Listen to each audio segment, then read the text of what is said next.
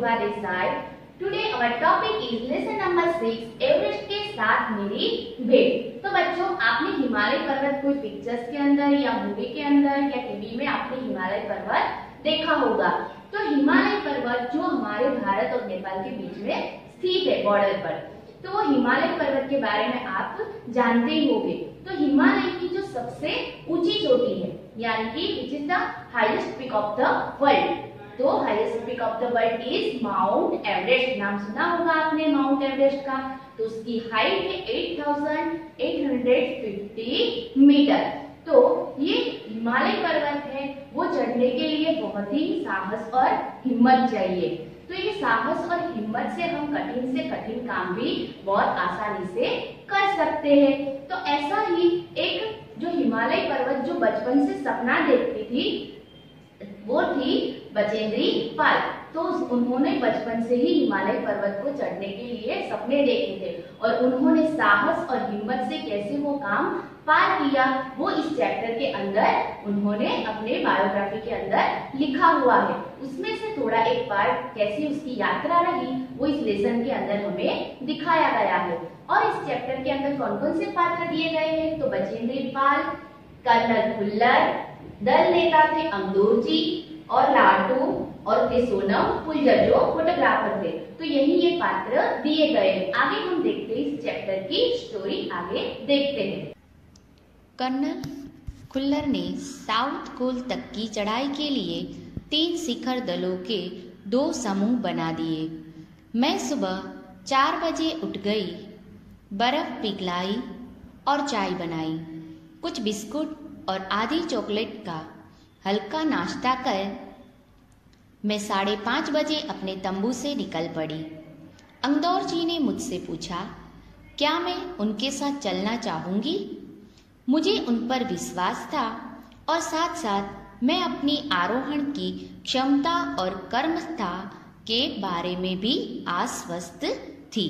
Colonel Khullar थे, उन्होंने South Col एक प्लेस का नाम है, तो साउथ कोल तक की चढ़ाई के लिए 3 शिखर दल थे, उनके 2 समूह बना दिए थे कि अलग अलग ये समूह में ये लोग जाएंगे, ये समूह में ये लोग जाएंगे।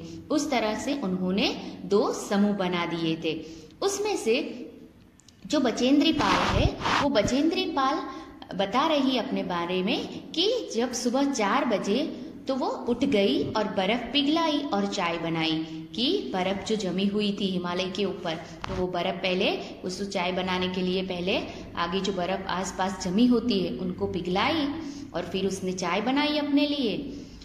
फिर कुछ बिस्कुट और चॉकलेट का उन्होंने हल्का सा नाश्ता कर लिया और फिर वो 5:30 बजे अपने तंबू से निकल पड़े।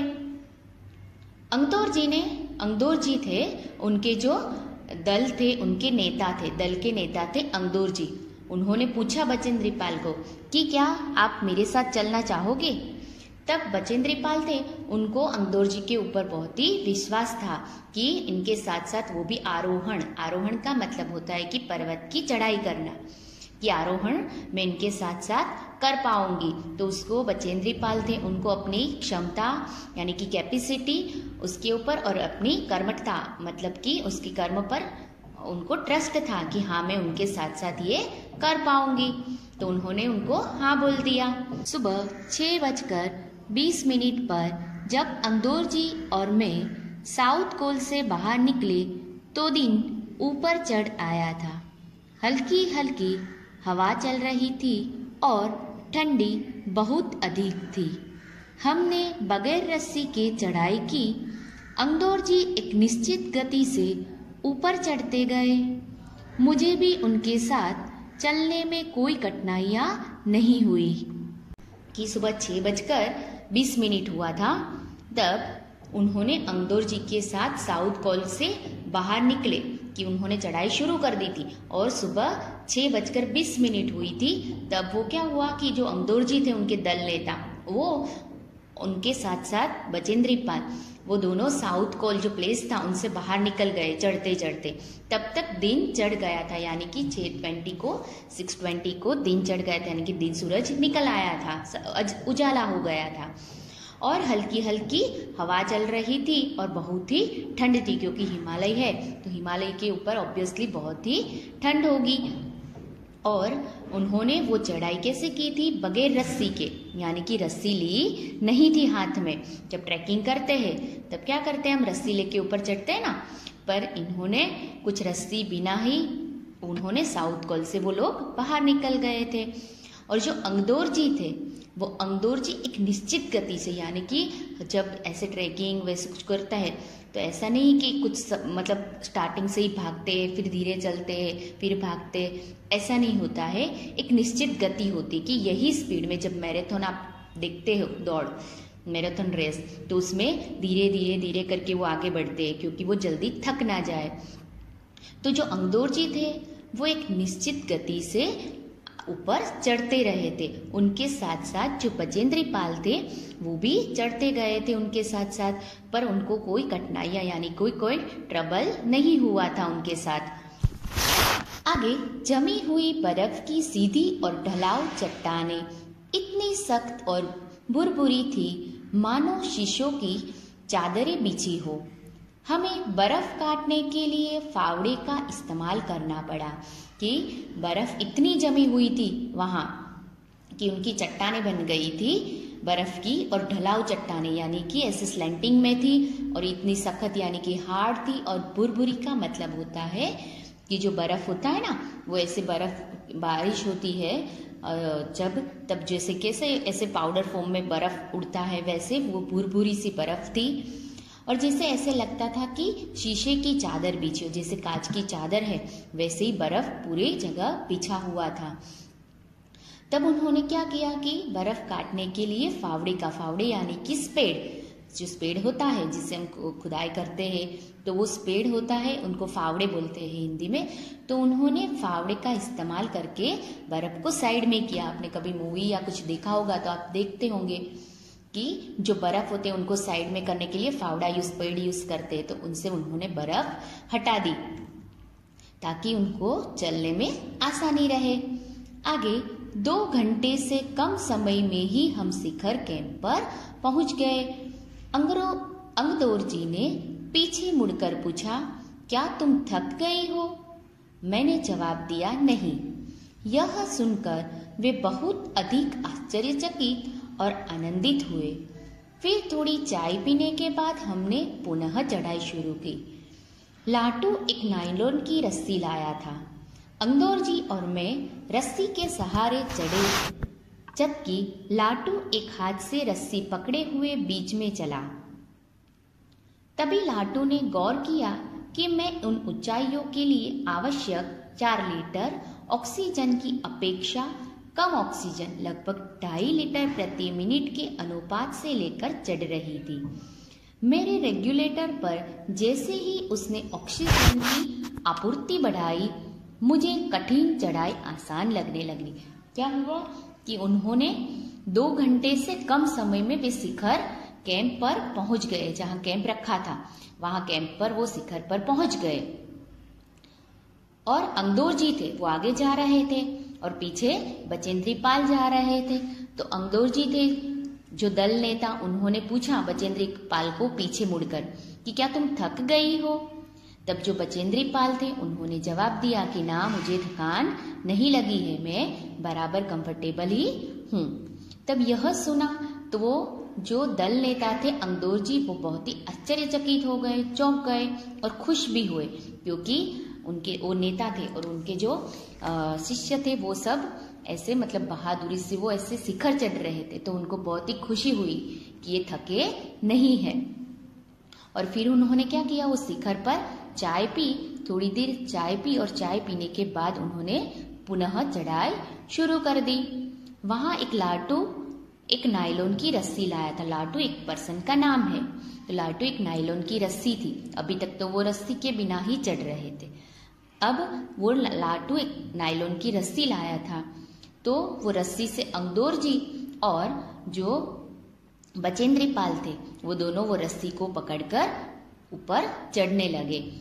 तब बीच में जो लाटू ने 2 डोरी पकड़ रखी थी रस्सी, और लाटू ने गौर किया, यानी कि लाटू ने देखा कि जब ऊंचाइयों पर जैसे जा रहे हैं बचेंद्री पाल, वहां आवश्यक जो ऑक्सीजन होता है, ऑक्सीजन वो लोग साथ में पीछे ऐसे बॉटल रख के वो जाते हैं।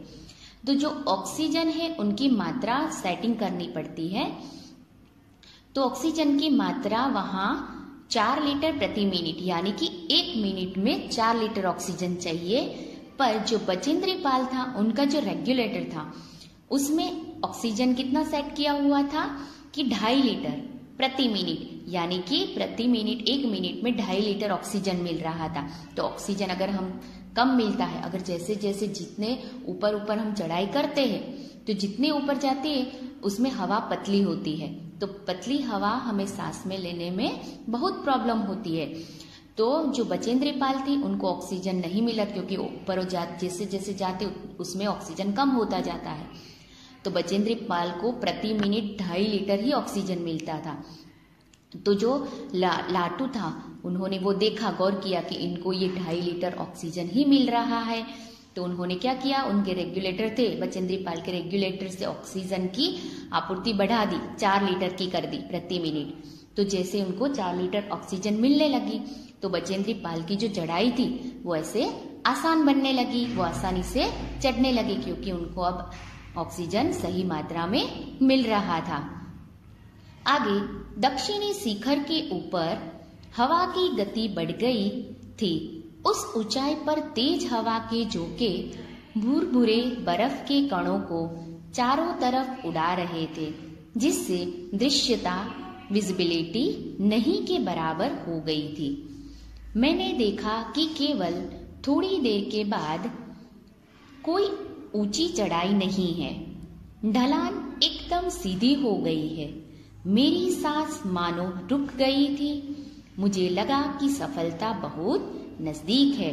कि दक्षिणी शिखर पे जो साउथ कॉल थे उसके ऊपर वो चढ़ाई कर रहे थे, तो वहां क्या हुआ था कि हवा की गति और बढ़ने लगी। जैसे जैसे वो लोग ऊपर चढ़ने लगे वैसे हवा की गति यानी कि तेज हवा चलने लगी, और ऊंचाई पर तेज हवा के झोंके भुरभुरे बर्फ के कणों को चारों तरफ उड़ा रहे, यानी कि जो बर्फ उड़ रही थी ऊपर, तो बर्फ उड़ने के कारण क्या हुआ, चारों तरफ दृश्यता यानी कि विजिबिलिटी कुछ दिखाई ही नहीं दे रहा था।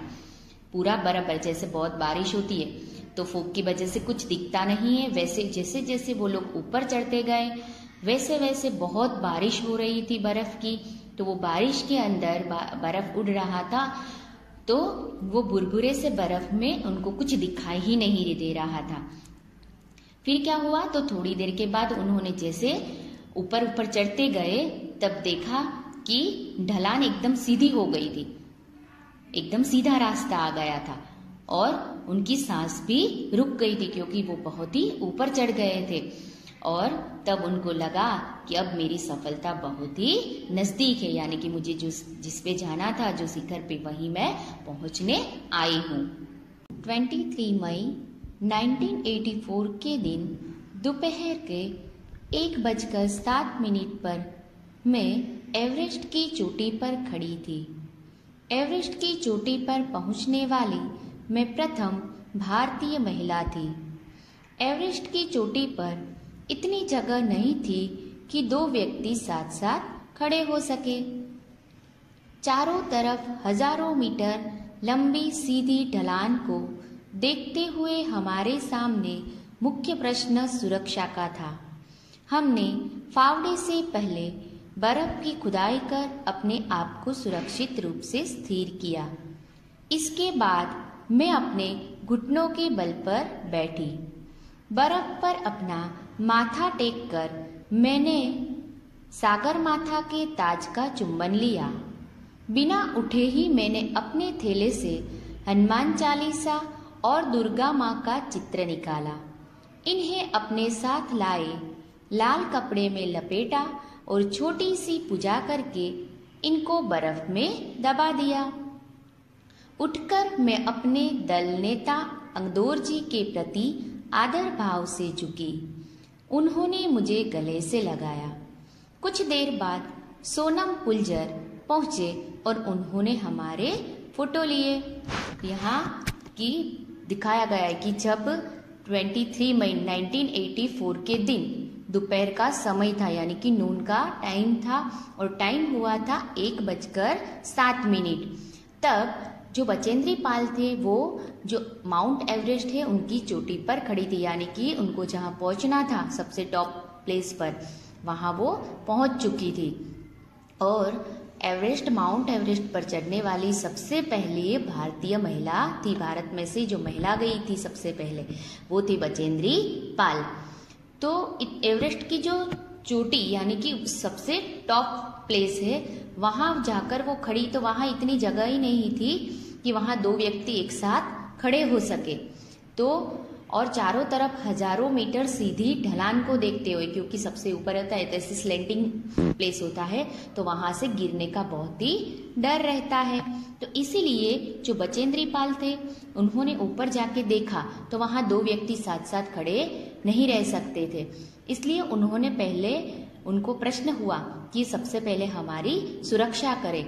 तो उन्होंने क्या किया कि सबसे पहले फावड़े से यानी कि स्पेड से उन्होंने बर्फ की खुदाई की। यानी सबसे ऊपर जो कॉर्नर शेप बनता है वो कॉर्नर शेप को उन्होंने बर्फ की खुदाई से, मतलब ऊपर से ऐसा काट के फिर उन्होंने कैसा ऐसा जैसे बैठने की जगह हो उसी सीधी जगह बनाई और फिर वहां उन्होंने अपनी सुरक्षा की। इसके बाद वह अपने घुटनों के बल पर बैठ गई, यानी कि ऐसे नी बैंड करके वहां वो बैठ गई, क्योंकि वहां गिरने का डर रहता है। इसीलिए वो सबसे पहले अपने घुटनों के बल पर यानी कि नी बैंड करके बैठ गई और सबसे पहले उन्होंने वहां माथा टेका और सागर माता के ताज का चुंबन लिया और उसके अंदर वो पॉकेट में हनुमान चालीसा और दुर्गा माँ का चित्र यानी कि पिक्चर्स लाई थी। तो उन्होंने वो एक लाल कपड़ा था, वो लाल कपड़ा भी अपने साथ लाए थे। तो बिना खड़े हुए उन्होंने उस लाल कपड़े के अंदर हनुमान चालीसा और दुर्गा माँ का फोटो रखा और उनको बर्फ के अंदर दबा लिया, मतलब कि उन्होंने सबसे पहले वहाँ पूजा की। फिर उनके जो दल नेता थे उनके साथ गए थे, अंगदोर जी उनके नेता थे, उनको उन्होंने बड़े आदर से देखा कि उनकी वजह से ही मैं इतनी सक्सेस हो पाई हूँ। और फिर अंगदोर जी ने उनको गले लगाया, हग किया और थोड़ी देर के बाद एक सोनम पुलजर करके व्यक्ति आया। वो व्यक्ति फोटोग्राफर था, उन्होंने उनके फोटो खींचे वहाँ आगे। इस समय तक लाटू ने हमारे नेता को एवरेस्ट पर हमारे पहुँचने की सूचना दे दी थी। तब मेरे हाथ में वॉकी टॉकी दिया गया। कर्नल खुल्लर ने मुझे बधाई दी और बोले, देश को तुम पर गर्व है। हमने शिखर पर कुछ समय व्यतीत किया और अपनी वापसी यात्रा 1:55 पर आरंभ की। अंगदोर जी और मैं साउथ कोल पर 5:30 बजे तक पहुंच गए। साउथ कोल से शिखर तक और वापस साउथ कोल तक की यात्रा चोटी पर रुकने सहित 10 घंटे 40 मिनट में पूरी करने पर सबने हमें बधाई दी।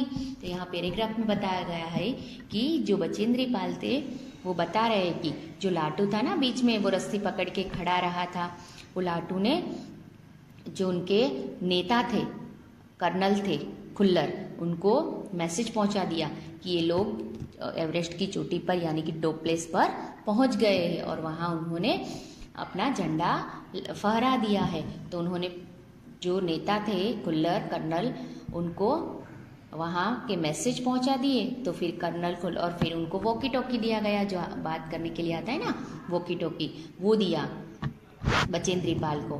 फिर जो कर्नल खुल्लर थे उन्होंने वहाँ से वॉकी टॉकी से बचेंद्री पाल के साथ बात की और उनको बधाई दी यानी कि कॉन्ग्रेचुलेशन किया और बोला कि देश को तुम पर गर्व है, क्योंकि भारत देश की सबसे प्रथम महिला थी जो ऐसे माउंट एवरेस्ट यानी कि वर्ल्ड का जो सबसे ऊंचा माउंटेन है उसकी चोटी पर पहुंचने वाली सबसे पहली भारतीय महिला थी।